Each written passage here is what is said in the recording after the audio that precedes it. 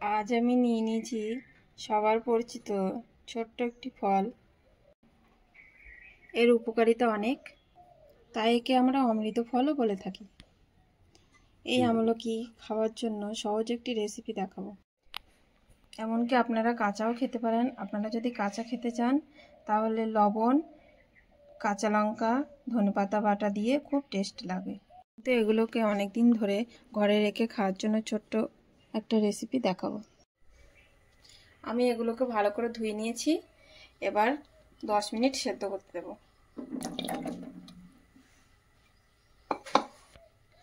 আর এর মধ্যে দিয়ে দেবো ছোট চামচের 1 চামচ লবণ। এভাবে মিডিয়াম আঁচে ঢেকে রেখে দেবো। এগুলো ভালোভাবে সেদ্ধ হয়ে গেছে। এবার আমি এগুলোকে তুলে নেব।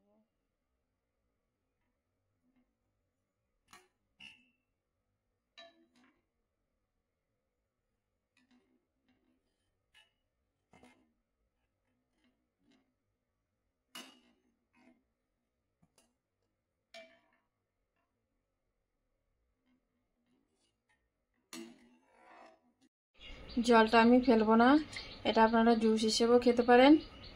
আর এই জলটা দিয়ে আপনারা যদি শ্যাম্পু করতে চান, এমনি জল ব্যবহার না করে এই জলটা দিয়ে শ্যাম্পুটা 5 মিনিট মাথায় মেখে রেখে দিলে তারপরে ধুলে চুল ভালো থাকে। দেখুন কিভাবে ছেড়ে যাচ্ছে। সেদ্ধ হয়ে গেলে এভাবে ছেড়ে যাবে। এবার আমি সব আমলকিগুলোকে এভাবে ছাড়িয়ে নেব।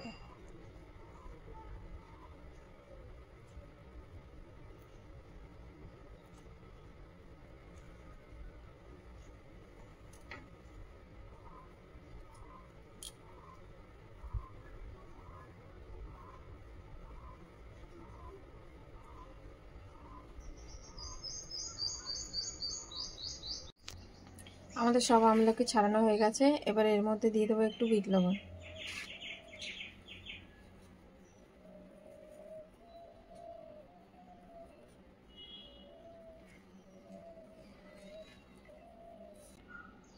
আর দেবো একটু গোলমরিচের গুঁড়ো।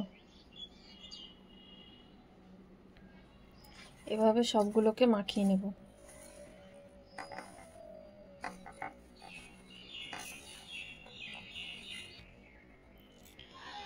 এর উপকারিতা পেতে রোজ আপনারা আমলকি খাবেন। আর এইগুলোকে বানাবো বাচ্চাদের জন্য আমলা ক্যান্ডি।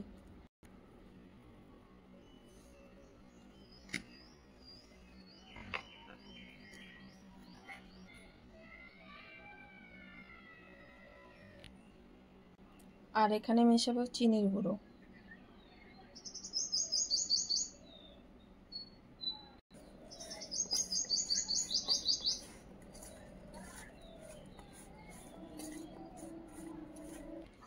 বাচ্চারা দেখবেন এই আমলা ক্যান্ডি খুব মজা করে খাবে। এবার আমরা এগুলোকে রোদে দিয়ে শুকিয়ে নেব। এগুলোকে রোদে দিয়ে রাখলাম। রোদে শুকিয়ে গেলে একটা কৌটোর মধ্যে ভরে রাখবো। যদি পারেন এভাবে ঢেকে দেবেন। আমি তো এভাবে রেখে দিয়েছি যাতে কোনো নোংরা না পড়ে। রোজ দুপুরে ভাত খাওয়ার পর আমলকি খেতে দারুণ লাগে, আপনারাও খেয়ে দেখবেন। আর বাজারে এই ফলটি পেলে আপনারা কখনোই নিতে ভুলবেন না। ভিডিওটি ভালো লাগলে লাইক সাবস্ক্রাইব করতে ভুলবেন না কিন্তু।